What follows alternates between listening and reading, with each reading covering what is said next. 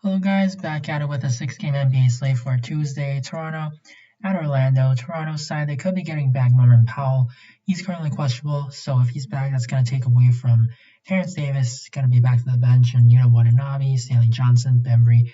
Their minutes are all going to be diminished. But the main three guys, Siakam, VanVleet, and Lowry, they're still in play. They're still pretty cheap. This game certainly has blowout potential. It did blow out in the end last time. This is going to be a rematch, and now Aaron Gordon is going to be out. So sure, there's some risk, but it's not like a crazy lopsided game here. So I have to approach it like it is a close game, and I would rank them VanVleet first because he had the worst game out of the three, and because of that, I think Lowry, Siakam, they're going to get more ownership, and VanVleet in that case is just going to be a better play. Boucher, 4,900.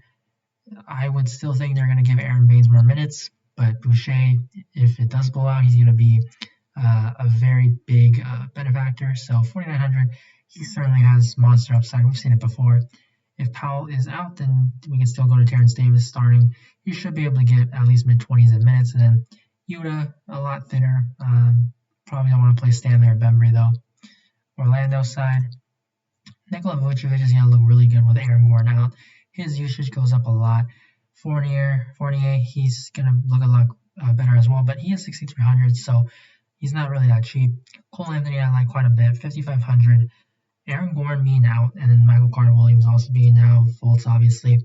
Cole Anthony's just going to have a lot more usage. When Aaron Gordon got hurt, Cole Anthony was the first guy that replaced him, so there's a lot more assist upside, a lot more scoring, just more usage for Cole, so he's going to look really good here in Toronto. Their defense hasn't been the same as it has been in the past. And then we can see them running even more of Khem Birch with Vooch. So Birch is going to look good, but he is a center, so that kind of sucks. Other guys like James Ennis, Gary Clark, they're just low usage guys, but they are really cheap. So in this type of matchup, they sure could be in play. Gary Clark, though, I have to mention, be cautious with that because they do have, I don't know how to say his name, but Chuma, the rookie, he's 3K. He's going to be back for this game, so he's 6'6". He's not going to be playing center. He could definitely steal minutes at the 4, and in the event of a blowout, we might not see Gary Clark out there. For the Clippers and the Nets, Clippers, this is a game where I actually do have interest in them. Kawhi, Paul George, they look pretty good. But on the slate overall, I think Portland, Washington's got to be the game target, so it's going to be tough to go to these guys. So I'd say they're going to be a lot lower owned, so they're going to make for some pretty good tournament plays because we've seen what Brooklyn's defense is. It's just non-existent. So I do like Kawhi, I do like George. If Batum is out again, they will close with Marcus Morris, so he's worth a tournament shot. Patrick Patterson also just in the whole group of not so good value plays. For the Brooklyn side, they're going to be healthy, so I just think that you could better spend your money elsewhere with at least the Clippers, or you can go with the Portland-Washington game. So for Memphis, their rotation is just ridiculous. They basically play everyone like 24 minutes, and that just really is bad for us, for fantasy players. So, Josh, 7,500, he did hurt his ankle. He did return, though. But this is a back-to-back, so we could definitely see Josh this one out. And in that case, we're going to have to look at Dylan Brooks, Kyle Anderson, and Melton, Tyus Jones, obviously. So that's something to monitor if he does play. Other guys, though, like Clark, he's fine. They're going to need size. So I think Gorgie Zhang could actually pick up a lot more minutes. Tillman is kind of undersized. So I do think they can go a lot of two bigs to match up with Sabonis and Miles Turner. Now for the Indies side, they're still without LeVert, Warren, so they're going to be running their starters heavy minutes. Sabonis, Brogdon, they actually look pretty good here. Memphis playing a lot faster as opposed to how we've used to them seeing like the 2 years ago. So I do like Sabonis and Brogdon. I think the prices definitely are very appealing. And then Doug McDermott, Justin Holiday, they're more tournament plays, very thin, never going to be high owned, but their prices, because they're in the 4Ks, they're definitely, at least, they could totally see them in the tournament winning lineup, but, it's a very low chance of that happening. Now, this is the game of the slate. Lillard, 10.7K. They're in a blowout, so they're not really that tired. Just both of these teams, they don't play defense. They have good offenses, but this just should be an absolute shootout. It's going to be a 240 total right now. Dame looks great. Canner, very good as well. The Wizards, They could definitely close small, but they do pretty much alternate three centers of Robin Lopez, Alex Len, and Mo Wagner. But they didn't close with a center, so that's a little bit concerning. But Rui Hachimura isn't someone that you really have to be scared about, like being too fast or being able to shoot. So I think Canner can still definitely stay on the court. And the Wizards have been very bad against centers, rebounding and just defending that position. So Canner looks really good here. Now everyone else, Rocco 5,200 still. At some point, he's gonna start hitting down his shots, and why not this game? Because we've seen so many teams just light up the Wizards and Rocco. This is a very turnover-prone team as well, with Westbrook, Beal, Ish Smith. Their bigs don't handle the ball well at all, so Rocco could definitely get steals, blocks. So I think he definitely has some good upside, just not someone that's going to be high owned, but he could definitely be a good GPP play. And then Rodney Hood, 3,500, just again in that group of not so good value plays, but this is a very high scoring game. You could definitely see Hood get some good run, make some shots. You could definitely close in if that's the case.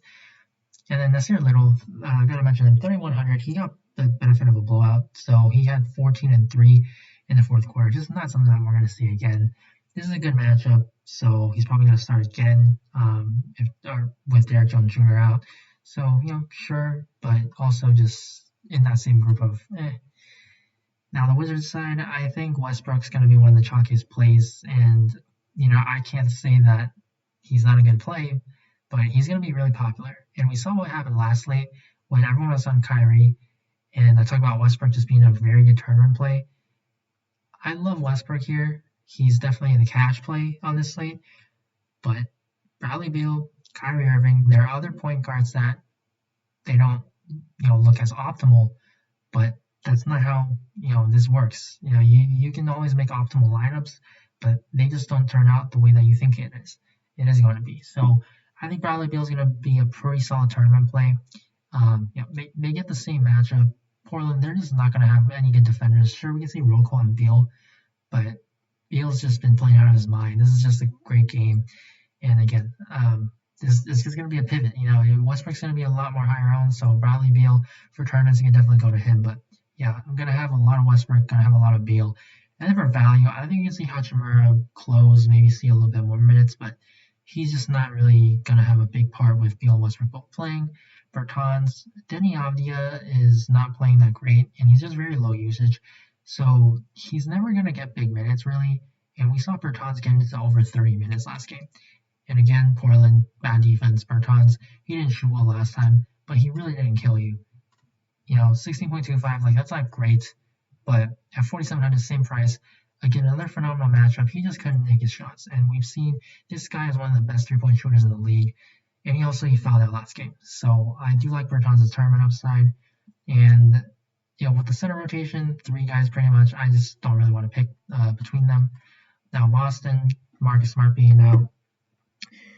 Because Kemba is healthy now, we could see them not start Jeff Teague and they want to go with Semi Ojeleye or Naismith, Tremont Waters, something weird, Javonte Green. So we're going to have to wait on that. T could be a popular play, but then ends up not starting. So, make sure just to monitor that situation. I do like Tatum. I like Brown.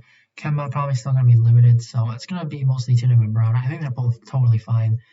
Definitely they're going to be leaned on a little bit more. Marcus Smart, not someone who handles the ball a lot, but he does take up a lot of three-point attempts, a lot of shots. So we can definitely see a small benefit to the main three guys. Golden State, because Smart's going to be out, that's going to help Golden State hopefully stay in this game. Currently, it's really not a big spread. I think it's 2-point spread actually, or something really close. It's single digits. And Golden State being at home, I do like Curry because he's not going to see Marcus Smart on him. I think Wiggins and Uber are fine, but I just rather go to Curry. Draymond, probably second favorite play, but he hasn't been great. He's not really looking for a shot. But, James Wiseman, he's out, so we can definitely see Green play more center. And then Eric Paschall, we actually saw Paschall play backup center in the second quarter with Wiseman and Looney both sitting. So he didn't play in the second half, though, because he had back spasms. If he's going to go for this game, 3,500, he could be playing a lot of backup center, and that can totally work against this pretty small ball Boston team. They're not really that big with Tice and the other guys that they have, so Paschall could definitely be totally fine, 3,500. Looney 3,400 could be a popular value play, but he's just not someone that's got a really big ceiling, and also his minutes are never going to be really that high.